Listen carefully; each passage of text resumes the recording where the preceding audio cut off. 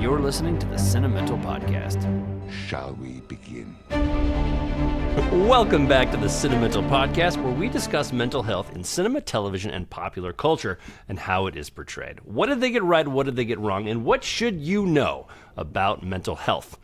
I'm Jeffrey Jones, and I'm a screenwriter as well as a professor of screenwriting, and I'm joined, as always, by my brother, America's psychiatrist, Dr. Joshua Jones, who, as well as being the MVP of the J.H. Kelly Soccer Club when he was 7 years old, is a general and forensic psychiatrist. If MVP stands for most variable player, then I probably was. We got an email to the brothers at cinementalpodcast.com account that was like, I want to hear you guys trash on Kelso some more. So J.H. Kelly is a shout out to a local Kelso business who actually does really well. J.H. Kelly employed half of the fathers that of kids that went to Kelso High School. So just a legitimate shout out to J.H. Kelly. In fact, J.H. Kelly, Josh, is our sponsor of the week. Of course doing construction in Kelso since well before I was born. I don't know how old J.H. is. Also, was it J.H.?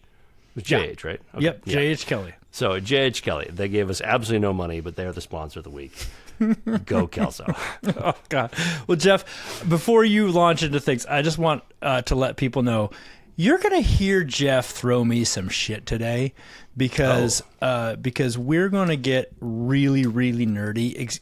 I'm going to get really, really nerdy. This is the first Marvel or Star Wars movie that we've covered. And it's definitely not a Star Wars movie. Do you want to cover it? I said Marvel or Star Wars movie. Are those the two just super nerdiest things? Do you want to do a Star Wars movie, Josh? No, I'm just saying.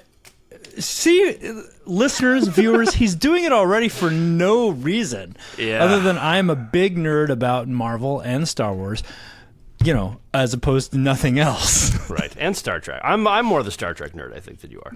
Yeah. So, anyways, you're going to hear about that, but I want you to remember. Oh shit! I got nothing. he's just gonna rip on me all day. No, I'm not gonna do that because I'm all about that nerddom. The older I get, the more I realize nerds rule the world, and nerds are by far the most interesting people.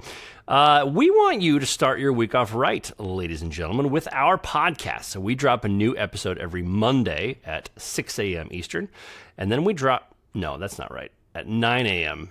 Eastern, 9 a.m. Eastern, 6 Pacific. And then we drop another supplemental episode where we do a deeper dive into some mental health topics on Thursday, again at 9 sometime. In the morning. Just in the morning. Just in the morning. You can listen to us wherever time. You get your podcast, or you can watch our hottest and spiciest clips and now full episodes on YouTube. So, Josh, today we are talking about Thunderbolts. And this was one of those movies where I went to the theater just to be a theater goer. And I was like, holy crap, this is just about mental health. This is a movie about depression and bipolar. We got to cover it. I went with my friend Shane, and Shane was like, dude, you got to cover this for your podcast. I'm like, I'm already making notes. So if you haven't seen it yet, go see it. But in this newest Marvel movie, Thunderbolts, Yelena Belova, played by Frances Pew Pew, is sent by... Also played by Florence Pugh. What did I say? Frances. By Frances Pew Pew Pew. Florence Pugh, I apologize to the Pew Pews, is sent by CIA Director Valentina Allegra de Fontaine, played by Julie Louis-Dreyfus, on a mission to destroy evidence of the illicit Project Sentry. During the operation, Yelena encounters fellow operatives John Walker, Ava Starr, and Antonio Dreykov, all manipulated into a deadly confrontation. They discover a mysterious man named Bob who survives the trap and exhibits superhuman abilities. As the group escapes, they're joined by Alexei Shostakov, who names them the Thunderbolts, and they're joined by Bucky Barnes, who's now a congressman seeking to expose Valentina's corruption. Valentina unveils Bob as Sentry, a being of immense power, stronger than all the Avengers combined. But his dark alter ego, the Void, emerges, engulfing New York in darkness. If you still live in New York in the Marvel universe, honestly, at this point, you deserve what you've got coming. Yelena and the team enter the Void's realm, confronting their traumas, boom, mental health, and helping Bob regain control, ultimately dissipating the threat. In the aftermath, Valentina rebrands the team as the New Avengers, setting the stage for future conflicts and a looming cosmic threat hinted at in a post-credit scene featuring a Fantastic Four spacecraft approaching Earth. Josh, this is great. This is great. I think we know the mental health topics, but give us a dive into some of the topics we're going to cover today. Yeah, so we're going to look at two of the characters. We're going to look at Black Widow, Yelena, Not and Black her. Widow. I don't think she's Black Widow. That was her sister.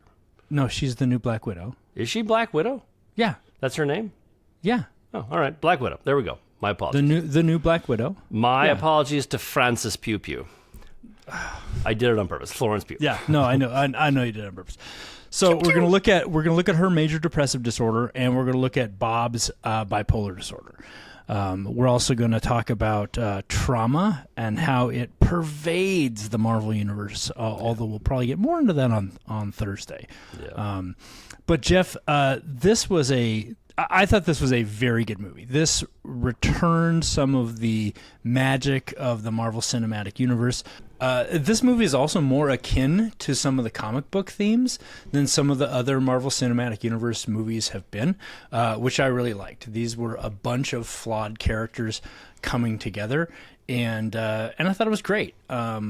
Plus, fabulous actors just doing fabulous acting. Florence Pugh, Sebastian Stan, David Harbour, Lewis Pullman in his second role in a blockbuster movie in which he's just simply known as Bob. Yeah. So I don't know why I love that so much, but I do. Yeah. And I gotta wonder if they were like, hey, we've got that actor. Why don't we just call him Bob again? Like, I just want to know when that decision was made, to call him Bob. Like, and I'm not a Marvel nerd. Maybe Josh, you can answer this. Was there a character in the comics called Sentry, and was he named Bob? I'm totally curious about that. Yes, and yes. Yeah. That's amazing. Yeah. So they were like, oh, let's get Bob. And also, from before Lewis Pullman played Sentry, Stephen Yuen was attached to that role, and then he just couldn't make it happen. So they recast it with Lewis Pullman. Oh, interesting. Any relation to Bill Pullman? Probably, right? He looks very similar. I think so, but I don't know that for a fact. It makes me sad because I don't like Nepo babies. Only there was a way we could look that up. Oh, God. Okay. Okay, Josh, let's talk about Yelena first. Let's talk about Black Widow 2.0. There's so much in here regarding her mental health. What specific moments make you think that she's suffering massive depressive disorder or whatever you call it? Right off the bat in the movie, her monologue that she gives that overlays her attack on the Sentry laboratory. Right. She lays out her depression. She lays out how nothing feels right. She doesn't derive pleasure from anything. She's getting up in the morning, drinking, going to work, going through the motions, going to sleep, and doing it all over again. She Josh, hold on a second. Hold on a second. I really don't think that we need to mock people who drink at work. Like, that's just inappropriate. Gods and Crops whiskey available anywhere you get your whiskeys. No, this is a fake whiskey that I made for a movie. Anyway, keep going. That was one of my best long expositions about depression. It was really good. And you shat right in the middle of it. No, I did not. I found a moment for comedy. For those listening, I held up a whiskey bottle. You did. Do you know how proud I am of these props that I make for my various movies? I designed that label myself. I think everyone who has listened or watched us knows how proud you are of those props. That hurts my feelings. That hurts my one feeling. But anyways, I think Florence Pugh did a wonderful acting job in this relatively short monologue about depression.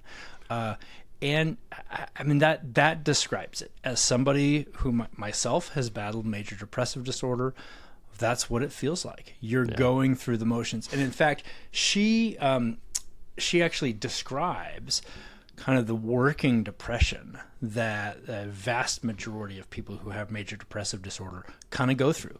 They can kind of do the stuff that you have to do to get by, but there's no joy, there's no light.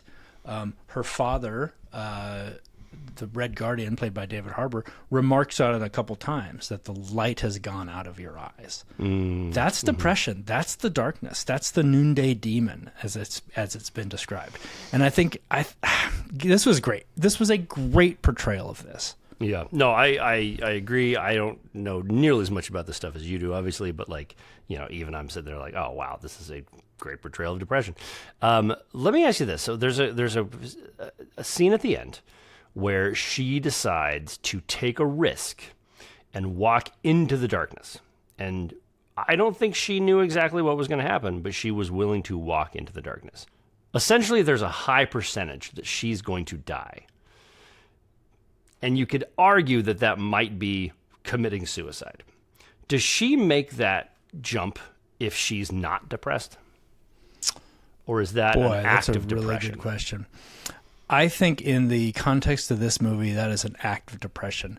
That is where she's reached the point, not necessarily of wanting to commit suicide, right, but of a point where a lot of people with depression get to, but they don't really care whether they live or die. Right. That's what I was wondering. That they would be fine not waking up the next day. In fact, that's one of the screening questions that we ask in standardized suicide screening assessments is, within the past month, have you had thoughts that you would be better off dead, or that you would rather not wake up? Right.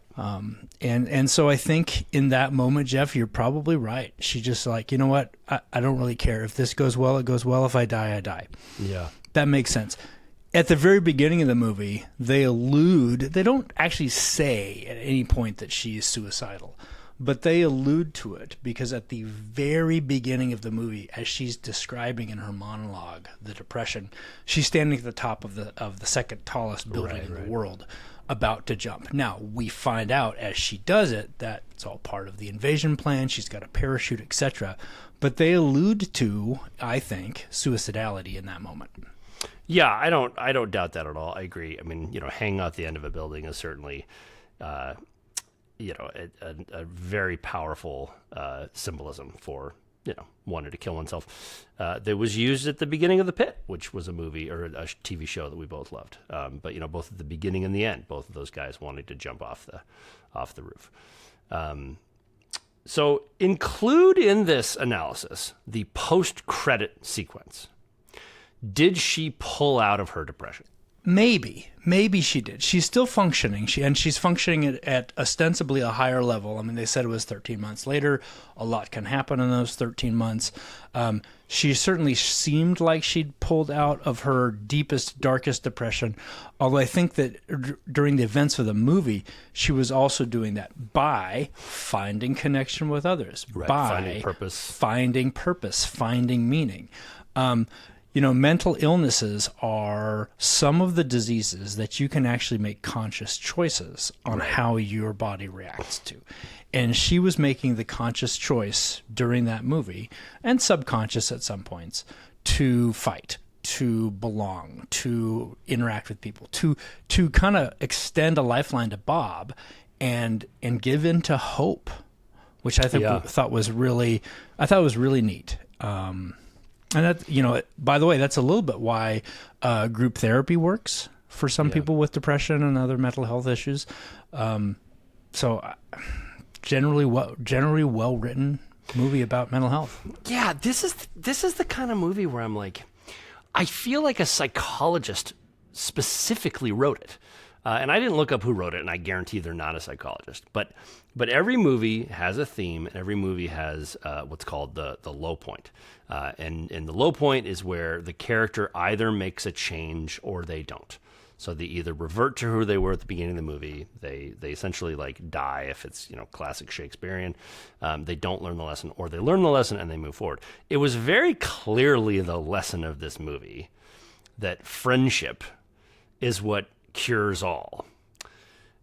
because in the end they get in the rooms, they each go into their rooms, they get out, they come together, and through their friendship, through their collective caring of each other, they are then able to save Bob.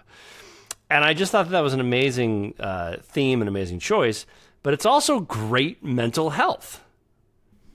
Correct? It is. Yeah, isn't that absolutely what you sort of preach as the silver bullet a lot of the times to mental health and to resiliency, et cetera, et cetera? connection with others. Yeah. Absolutely.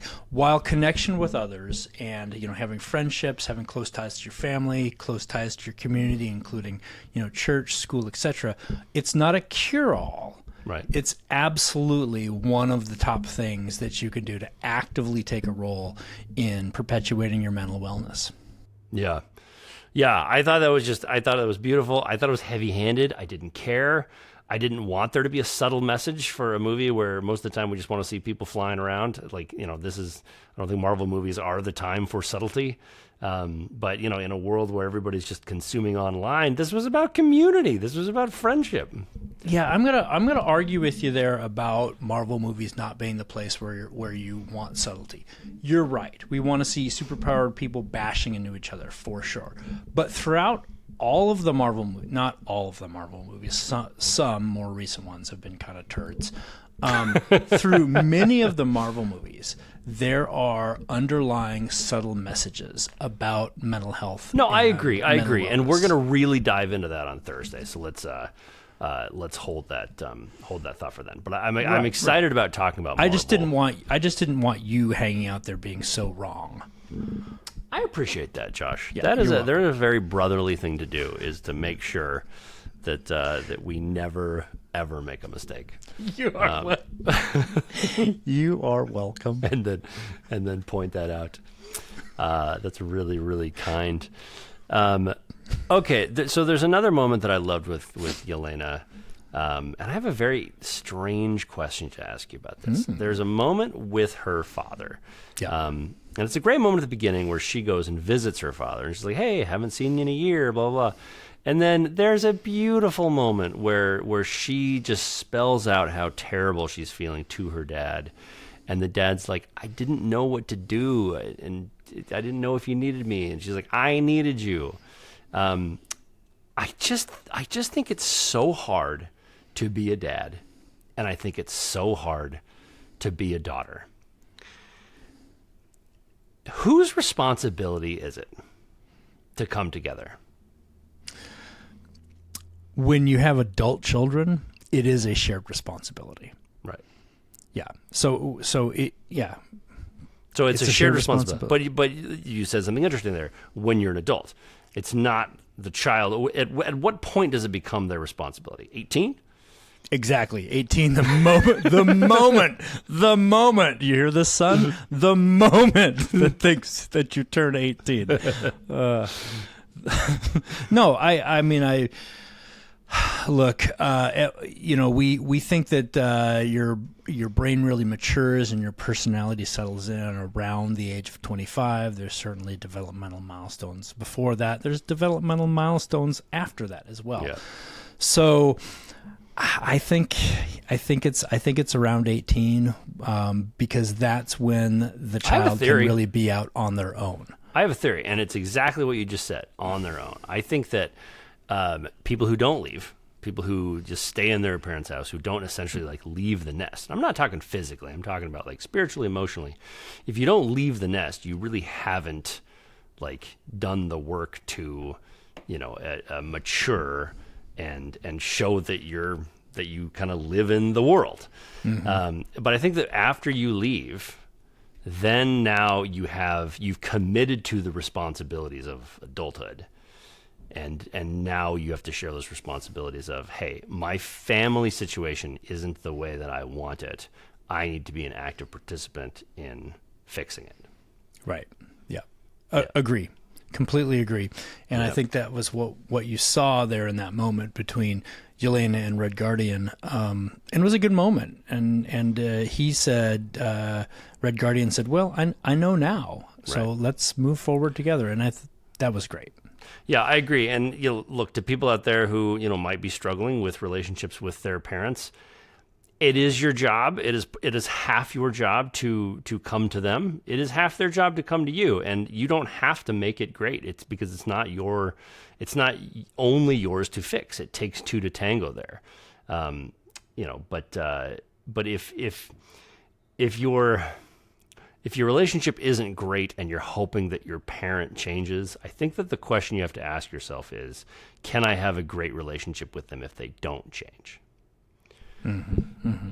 And can you give a little on what you need to have a great relationship? And if you can't, that's okay.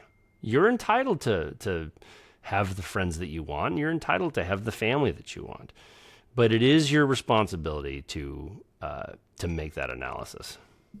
I think you're also entitled as an adult child to decide that you don't want your parents in your life. That's what I'm saying, and that's okay too. Yeah. If that's the right choice for you too, that for you, that's okay too. Yeah, and honestly, I love Florence Pugh so much, and I love David Harbour so much that like them getting back together was just like I just about cried in the theater.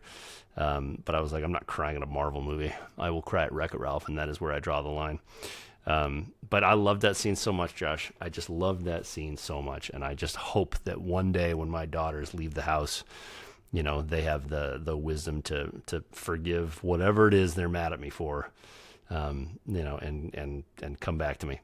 Because I'm certainly willing to change. I'll do whatever it takes. I want those kids in my life all my life. Yeah. Whatever it takes. All right, Josh, I think we've covered most of the stuff that I want to cover with Yelena. Let's talk about Bob. Let's talk about the Sentry. You know, it's funny. You have talked about your battle with depression. I've talked about my battle with bipolar. You know, I'm Bob. You're Yelena, which sucks for me because Yelena's way more badass than Bob. But let's talk about Bob, and let's talk about what he did in the movie that makes you think he was bipolar.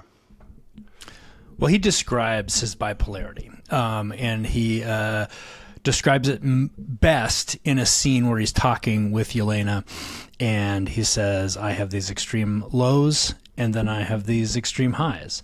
And then he says something that doesn't fit with bipolar disorder, and I want to point this out. He says, and then I wake up and I can't remember what happened. That's not at all typical about bipolar disorder.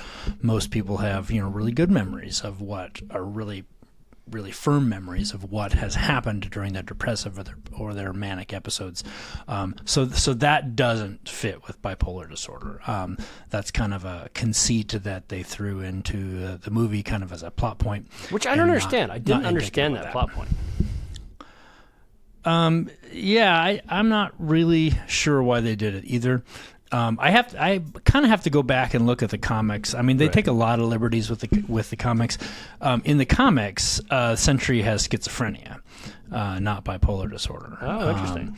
But anyway, so he describes the immense lows and the immense highs. We don't see those, or we don't see the highs for Bob during the movie. But you know, he describes bipolar disorder pretty well. Right. He also said that he was a meth user at some point. Lots of people with mental illness also end up having drug use issues, so that fits with that as well. Another thing that really can I step in there for just 1 second because I want to talk about the lows and the highs. Because I want to talk about this. I know you're a psychiatrist and you know this, but as someone who, you know, suffers bipolar, one of the reasons why it's so hard for me to admit that I'm bipolar is I don't want to admit that my highs aren't real. That was one of the really tricky parts for me when getting diagnosed. I had the superpower for 20 years of hypomania where I could just stay up for like 2 weeks in a row and I was just like excited all the time and happy. And it was like, well, that's okay. That's normal, right? That's normal. I didn't want to let go of those. I didn't want to let go of the hypomanic part. You know, and I think that, you know, with any mental health, I think it's really hard to admit that you have a mental health issue. And for bipolar, that was the hardest part for me. Do you find that is true? Is that a unique thing to me, or is that pretty accurate? No, 100%. 100%. And it's also not my intention to try to take away joy or numb people out. And that is the tricky thing about treating bipolar disorder, is that those highs, the hypomania, can be pretty functional, can be hyperfunctional, as you pointed out. Where it gets really challenging are for those folks where the hypomania becomes mania and they start doing impulsive things, they start not sleeping for days or even weeks on end, and it becomes hazardous to their body. We want to try to keep people out of hypomania who are prone to going into mania, because if you're in hypomania, then it's just a really easy thing to lapse into mania. And that's when a lot of people with severe bipolar disorder end up getting hospitalized. Right. That's a significant blow to, you know, their functioning and their world at that moment. This is a Josh Jones only phrase. You won't see this in the literature, I don't think, but I've described it to people who with bipolar disorder who want to ride in that hypomania area as chasing the hypomanic dragon. And for a lot of people, that can be pretty dangerous because they can flip into mania very, very quickly. And once you have one manic episode, the likelihood that you're going to have more tends to exponentially increase the more that you have. Yeah. You know, it was the double punch in the dick for me when it came to mania, is that mine was triggered by alcohol. So, you know, while alcohol made other people feel good, it made me feel really, really good. And again, that was another thing that I didn't want to give up. But when I got diagnosed and my doctor was like, no more alcohol, and I was like, done. I don't want to feel like this anymore. But it was pretty awesome. I'd get done with a really hard day, I'd crack a beer and be like, woo, here we go. I mean, I was a party animal because it would just click me right into mania. It was great. It was great and terrible. Okay, I'm going to let you move on to your point now. So the mania, so that's what distinguishes major depressive disorder from bipolar disorder, right, is the presence of that mania. In fact, we call major depressive disorders also known as unipolar depression.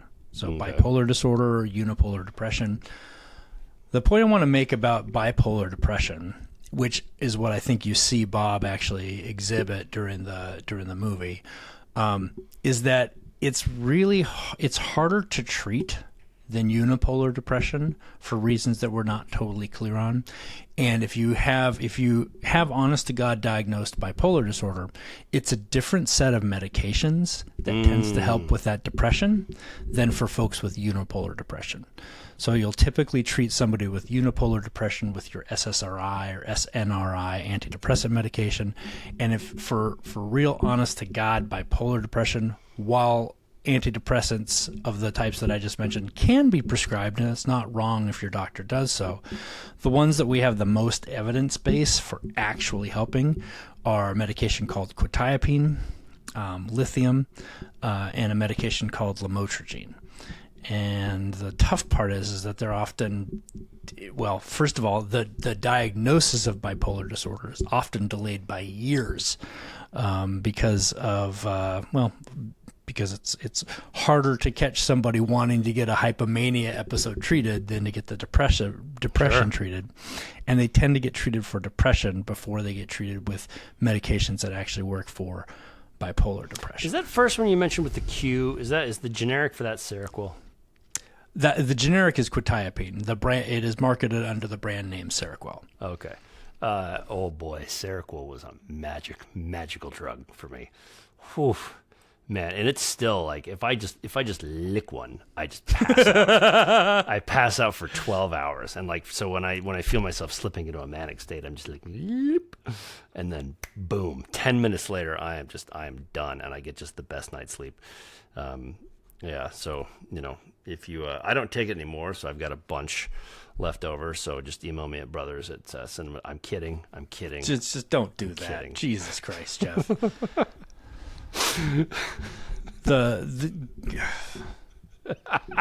I just broke Josh. I broke his brain. Yeah. Okay. All right. So that's great. The Bob, I think, is well covered. Does Bob get better? He looks better towards the end. Yeah, I mean, it looks like Bob's managing his illness there. Yeah. But I mean, the Sentry character and the Void character, which is his alter ego, they're obviously two sides of bipolar disorder, right? Void is just deep, dark, dank depression, and Sentry is the power of the thousand suns is mania. Later. It's 13 months later, and it doesn't seem like he's had an episode. It doesn't seem like he's like slipped back into Sentry. That's not to be said that he won't. It's not to be said that he, Oh, he 100% is going to come at Marvel Doomsday or Avengers Doomsday future movies. Right. Yeah. Which is funny because, like, I don't know. Hulk brought back from his Hulkdom by Black Widow. Sentry brought back from his voidness by Black Widow 2.0. It's not women's job to make men feel better. But let's move on from that. Let's talk about Walker for just a second. Because there's something interesting about Walker. Give me his diagnosis, and then I'm going to ask you the question that I have about him, because I think it's an interesting thing to talk about. Yeah, John Walker's probably got a depression of some sort. I think he looks a little narcissistic, but what he's really got is an anger control problem, which, by the way, is not a mental health diagnosis. Right. But he's got an anger control problem. Is that? Yeah. That's so what you see? hints of depression, not necessarily diagnosable, but he's got anger issues. He does. Okay. So one of the things I loved about Thunderbolts was that it wasn't Suicide Squad. Because I kind of think Suicide Squad is dumb, and we'll talk about that on Thursday when we talk about Marvel versus DC. But I thought this was just going to be a Suicide Squad, and it was great, the plot of how they came together and became the Thunderbolts. The ending up as the New Avengers made sense because of the plot points that led us to New Avengers. So most of the characters weren't evil. Walker's the only one I can't forgive for what he did. And I wanted to ask you just about redemption. And what are your thoughts on redemption? And was Walker redeemable? Because in my mind, because of the anger, because he killed the kind of innocent in cold blood in front of the world, he's not as redeemable to me as, Yelena going into that science division and killing a scientist.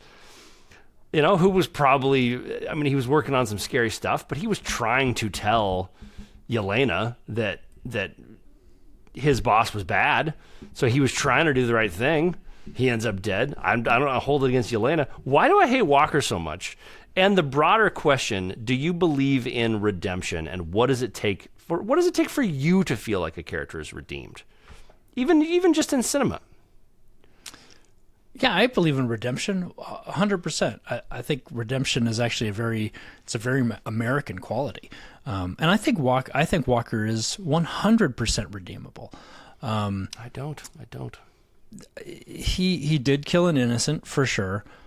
All those characters have. All those characters did. Bucky has more red on his ledger than anybody else in that movie. But he felt bad about it.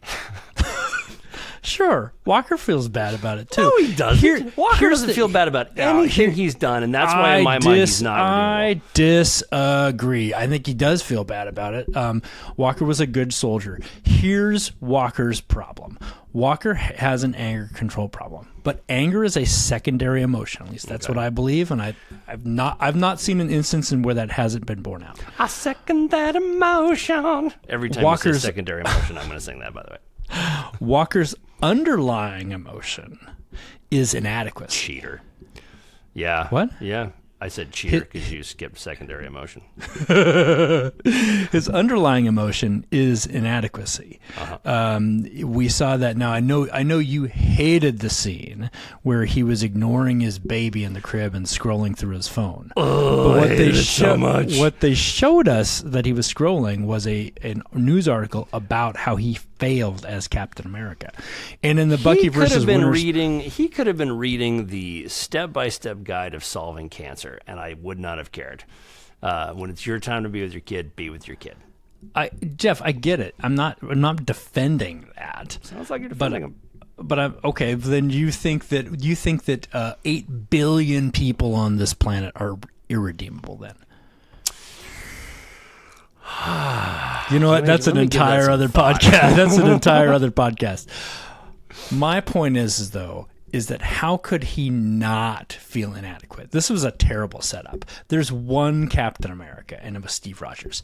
And then the government tried to make John Walker the next Captain America. That's a terrible setup for feeling inadequate. That's not a good reason. I don't have any empathy for that. Everybody follows in somebody's footsteps.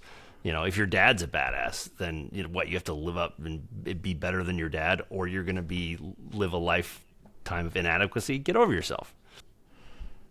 So he felt inadequate because he had to follow Steve Rogers, the only Captain America that there is. Okay, and does what's his name? Sam Wilson? Does Sam Wilson feel inadequate? He does. Now he doesn't play out in him in anger, but he also doesn't have a knockoff version of the super soldier serum in his veins either.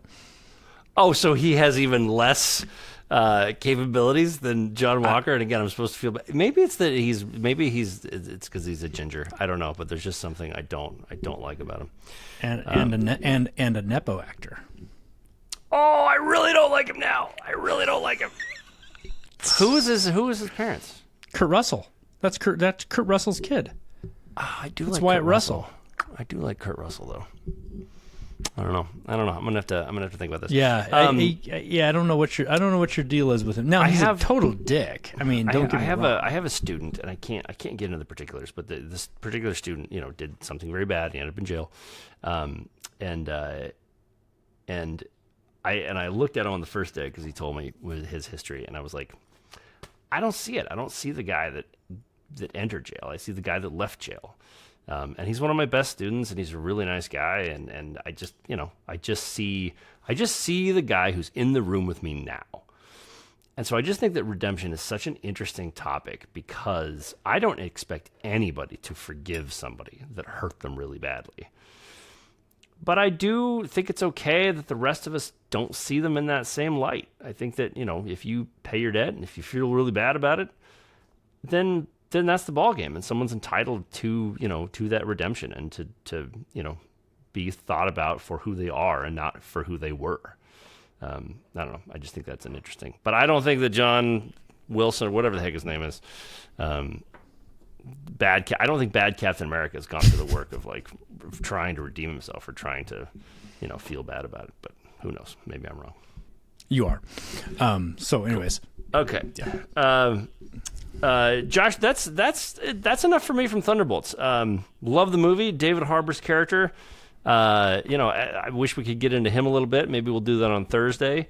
The rest of them I didn't care about. I feel bad that I don't care about them, but the rest of the Thunderbolts, I'm just they're just kind of side characters. I was really upset that Olga Kurylenko got offed, right in the first scene. It's I don't know why they couldn't have included her, and if they weren't going to include her, why even put her in that room? You had enough. You had enough character. You had 4 characters in that room. That was a strange choice. Loved her in Quantum of Solace. I was probably one of the only people in the world who liked Quantum of Solace. I thought they did her dirty. Yeah, they did the Taskmaster character dirty too. There was a lot more that they could have done with that character in both the Black Widow movie and in this one as well. Was Taskmaster Olga Kurylenko? Yes, correct. Yeah. Okay. Yeah. Okay. Yeah. I could not remember where the other lady who could. The ghost lady. I couldn't remember where the ghost came from. She was from Ant-Man and Yellow Jacket. Okay. Ant-Man and Wasp. It was the second Ant-Man movie. Gotcha. Okay.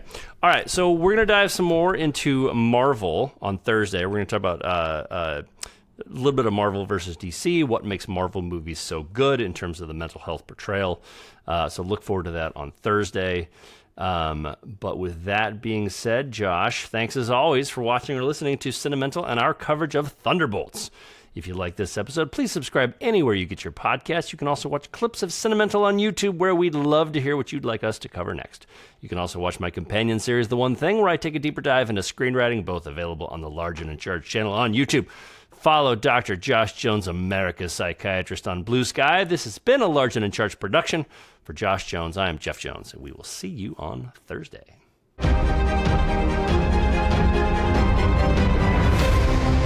I want you to hit me as hard as you can.